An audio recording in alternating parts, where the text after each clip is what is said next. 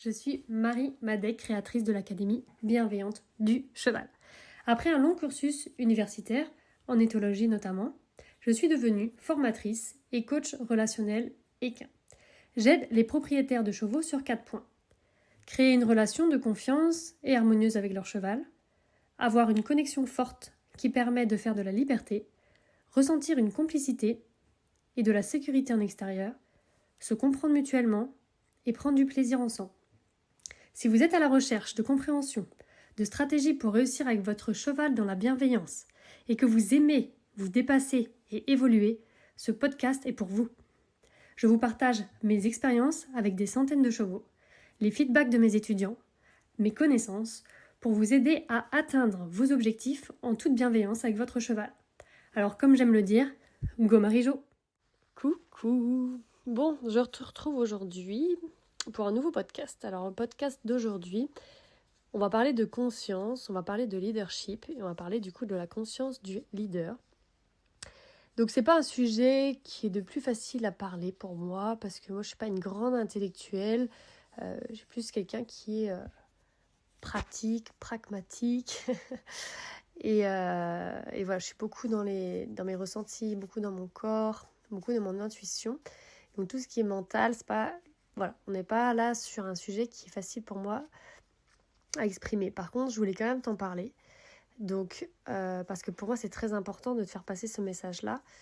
Parce que voilà. Donc, peut-être que ce ne sera pas le plus fluide des podcasts, mais le sujet est important. Et après, si tu veux aller discuter de ça avec des gens qui sont peut-être plus à même de t'en parler que moi, ou toi-même faire des recherches, tu pourras aller.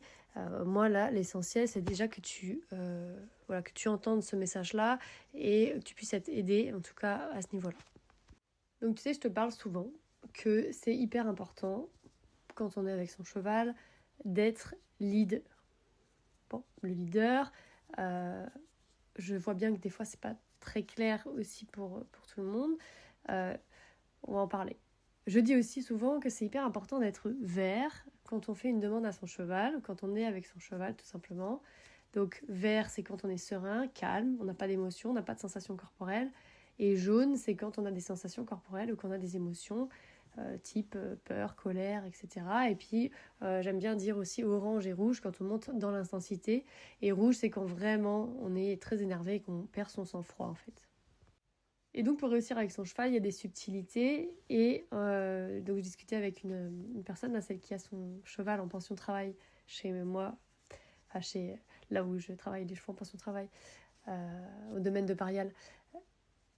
Et ben elle me disait « Ah mais Marie, je comprends pas, parfois je suis verte et mon cheval pourtant, j'arrive pas à le mettre vert. En fait, il est jaune et moi j'arrive pas. » Je dis « Oui mais en fait t'es verte, ce qui est super, c'est là un des points. Mais il n'y a pas que ça. Il y a aussi le fait d'être leader, donc c'est-à-dire d'obtenir des oui. Donc en fait, il y a plein de choses à connaître pour pouvoir réussir avec son cheval. Et donc de devenir un leader vert, du coup on voit que c'est deux choses différentes. On peut très bien être suiveur et vert en même temps. Même si quand on est suiveur, c'est-à-dire qu'on accepte les décisions par exemple de notre cheval qui décide d'aller à tel endroit, etc. Et ben le cheval, quand il passe jaune après, en tant que suiveur, ça va être beaucoup plus compliqué, même presque pas possible, de le ramener dans le vert.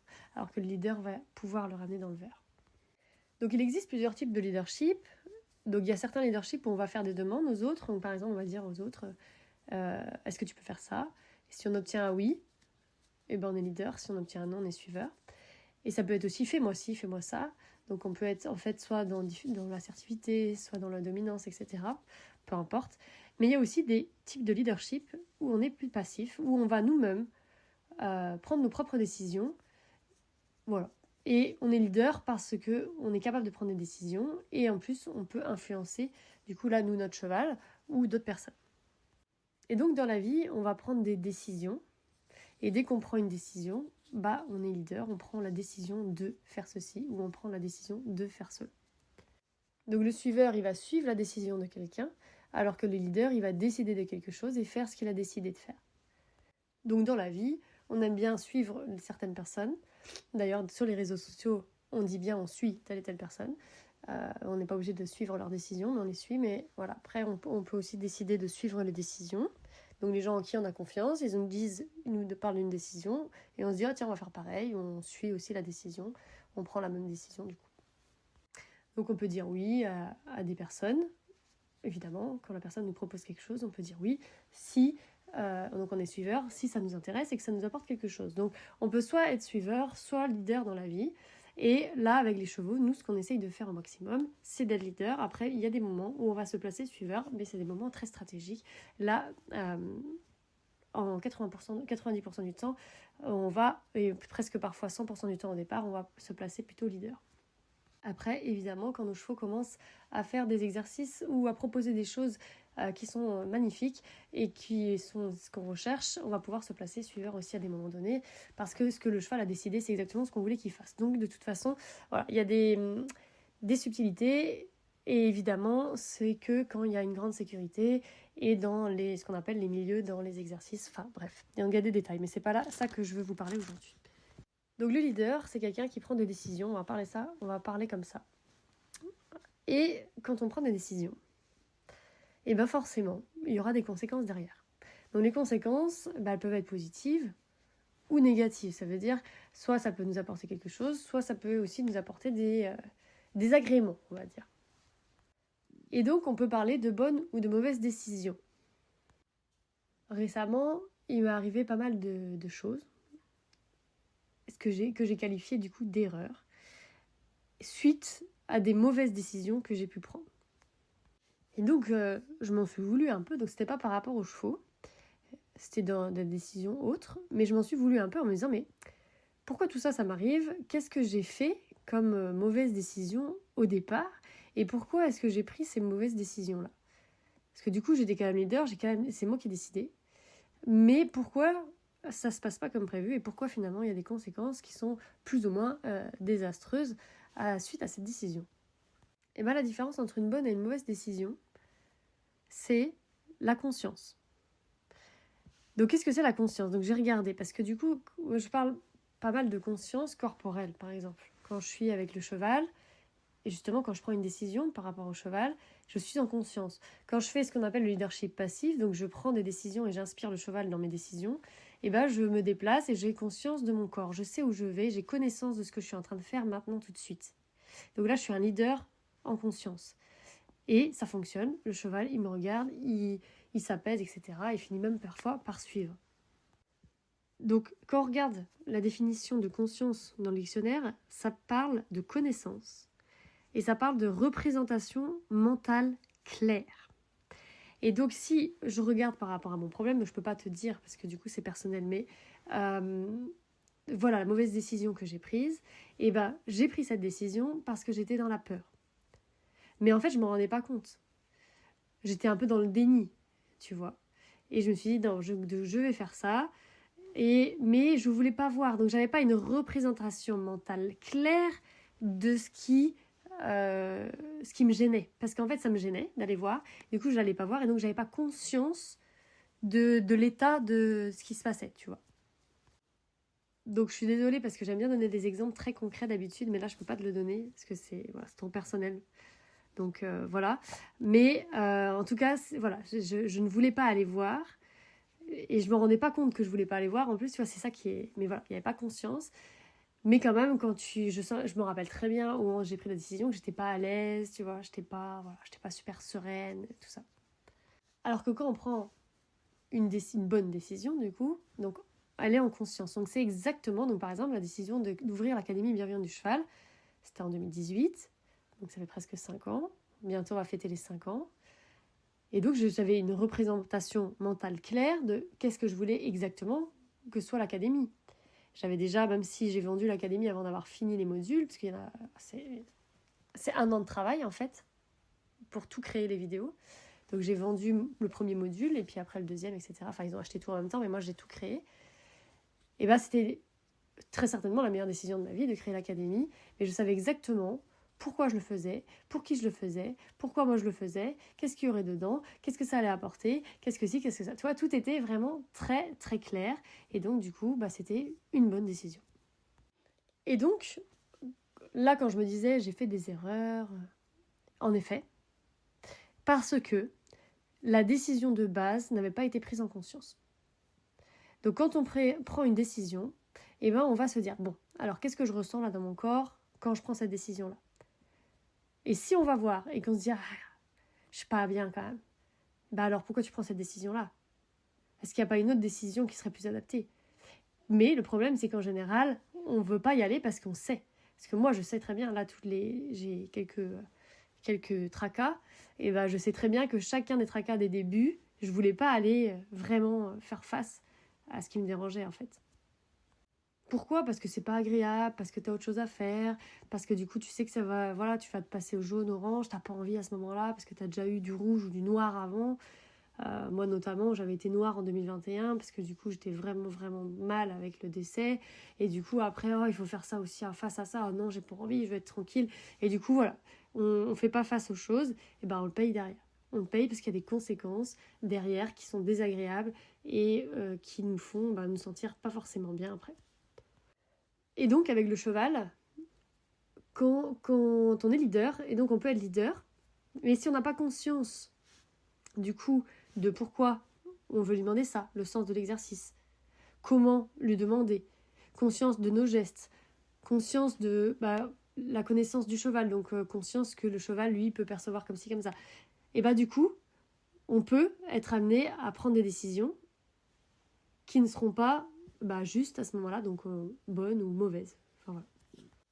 Et donc, par exemple, j'entends de temps en temps des personnes dire « Ah oui, j'ai fait ça avec mon cheval, j'aurais pas dû, si j'avais fait ci ou ça aurait été mieux, etc. » Oui, mais parce que à ce moment-là, quand tu as pris la décision de faire ça, par exemple, je sais pas moi, de prendre ton cheval et d'aller à 1 kilomètre de son copain la première fois, c'est parce que tu n'avais pas conscience qu'avec l'approche de retrait, donc pas connaissance, tu n'avais pas la représentation mentale, tout ça, de tout ce qui, qu'est-ce qui pouvait avoir comme conséquence d'avoir laissé l'autre cheval tout seul, par exemple. On pense qu'à notre cheval d'abord et on oublie qu'il y a un cheval qui peut rester au pré, qui lui peut être mal, et on revient, le cheval est trempé et on se dit mince, j'avais pas conscience de ça.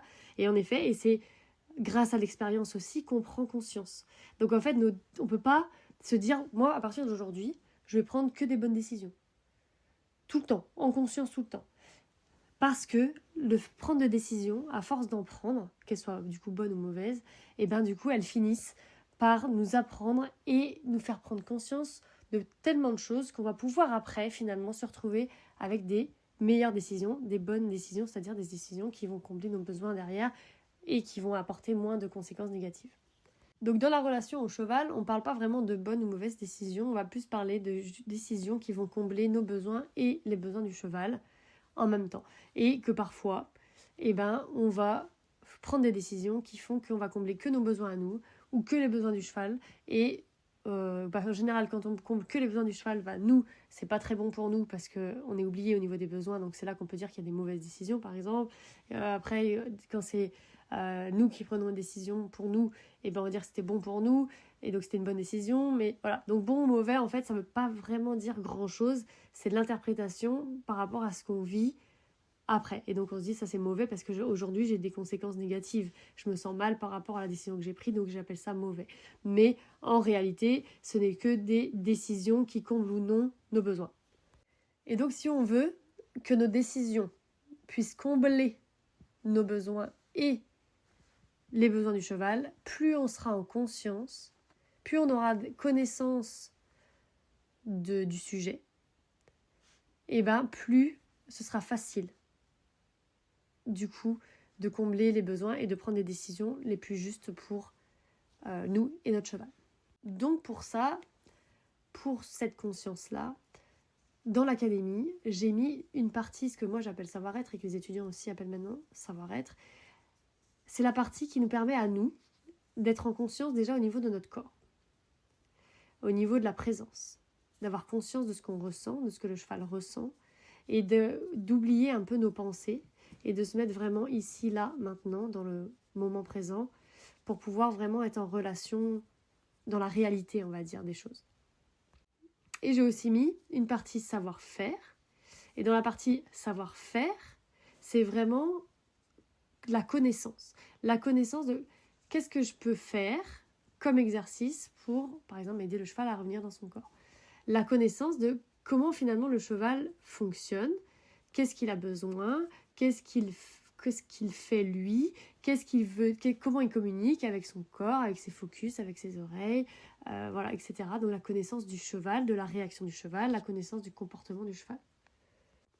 Il y a quelques temps, je ne sais plus exactement quand, mais il y a une personne qui m'avait dit, donc il y a un exercice dans l'académie qui s'appelle l'exercice du pouvoir. Donc l'exercice du pouvoir, en fait, le cheval, quand il a peur, il va pouvoir nous dire stop. Donc il a le pouvoir de dire stop. Et du coup, ça l'apaise de fou parce qu'il sait qu'on ne va pas dépasser ses limites, le cheval. Et une personne m'avait dit, ah ouais, l'exercice du pouvoir, j'ai vraiment beaucoup aimé parce que ça m'a fait prendre conscience que le cheval pouvait nous parler.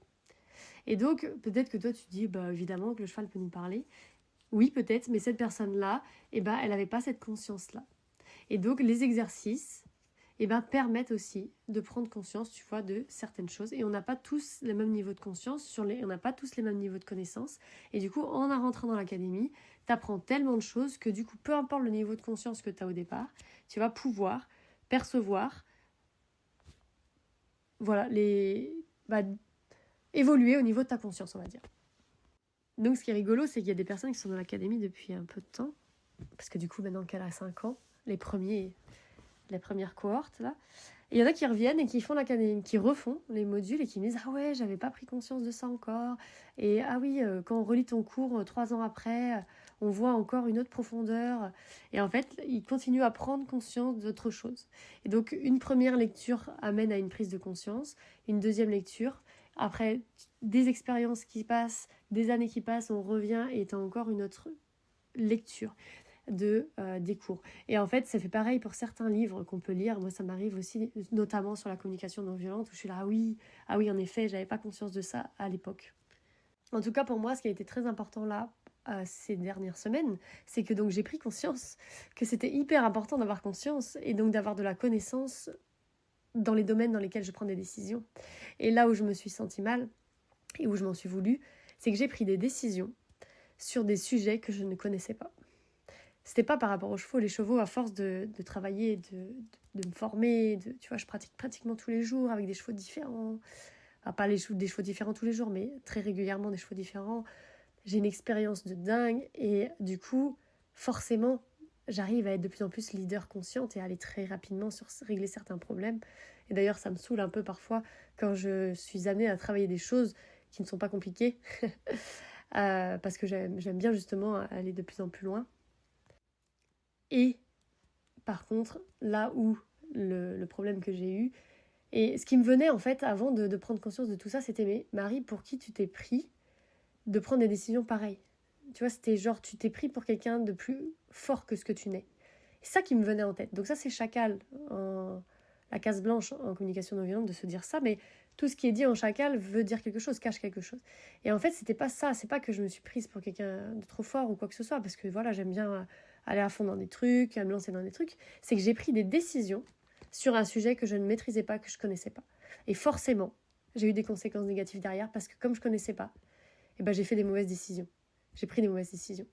Et donc, c'est hyper important si vous voulez devenir leader de votre cheval, de vraiment vous former, d'apprendre à connaître le cheval, à connaître des exercices qui l'aident, à connaître comment vous allez en conscience de votre propre corps, comment apprendre à l'écouter, pour, du coup, être vraiment un leader qui va pouvoir être sûr de prendre des décisions qui va aider votre cheval, et même vous, où vous puissiez vraiment réussir. Combien de personnes je vois, je lis, ou même j'entends parfois qui me disent « je veux vraiment réussir avec mon cheval, je veux être leader », mais qui ne vont pas au bout, qui ne se forment pas, qui ne vont pas aller dans la connaissance. Aujourd'hui, on a la chance d'avoir énormément de connaissances. Donc déjà, dans l'académie, il y en a, donc ça existe, l'académie maintenant. Elle a 5 ans, comme je disais. Et du coup, voilà, c'est quelque chose qui existe déjà depuis un moment. On a beaucoup de livres, on a d'autres formations en ligne qui peuvent exister sur d'autres sujets. Donc l'académie est très ciblée sur la connexion et sur la relation. Donc où il y a vraiment cette conscience. Comment devenir un leader conscient, elle est vraiment très ciblée. Mais une fois qu'on est leader conscient, on peut aussi se former sur d'autres choses, dans d'autres domaines. Notamment, il y a des étudiants de l'académie qui se professionnalisent et qui deviennent pros de la biomécanique, par exemple, ou de l'équitation, etc. Parce qu'il n'y a pas dans l'académie. L'académie, c'est pas de l'équitation, c'est pas de la bioméca, c'est juste leader conscient, et qui est déjà énorme, n'est-ce pas? Et connexion avec le cheval, liberté. Donc voilà. Donc le mot de la fin, pour devenir un leader conscient, donc devenir un leader conscient. Donc apprenez, avant de prendre une décision dans un domaine, essayez de vous renseigner au maximum. Si c'est pas quelque chose qui vous passionne, de vous renseigner au maximum ou de vous faire accompagner par des gens compétents. Ça, c'est quelque chose que j'ai appris aussi parce que dans tous les tracas que j'ai pu avoir, il y en a où je ne veux pas pouvoir, moi, me former dedans. C'est trop compliqué. Et du coup, je me suis entourée là de personnes compétentes, extrêmement compétentes. Donc j'ai appelé plusieurs personnes, etc. J'ai vraiment pris la décision de me faire entourer de gens qui, je sais, par contre, sont les meilleurs dans leur domaine. Donc essayez de prendre aussi les meilleurs dans le domaine, ceux en qui vous avez vraiment confiance, où vous savez que eux vont prendre les décisions et que vous serez suiveur de ces personnes-là. Donc voilà ce que je voulais vous dire. Donc je vous souhaite un bon dimanche. C'est les vacances là de Noël, donc je vous souhaite aussi de belles vacances. J'espère que vous allez passer un bon moment. Et puis avec vos chevaux, c'est vrai que c'est pas la période la plus agréable, mais vous pouvez toujours justement faire du leadership passif. Donc marcher près de votre cheval, prendre vos propres décisions. Tout ça, ça travaille vraiment sur la profondeur de la confiance. Hein. N'oubliez pas. Donc je vous dis à très vite. Ciao!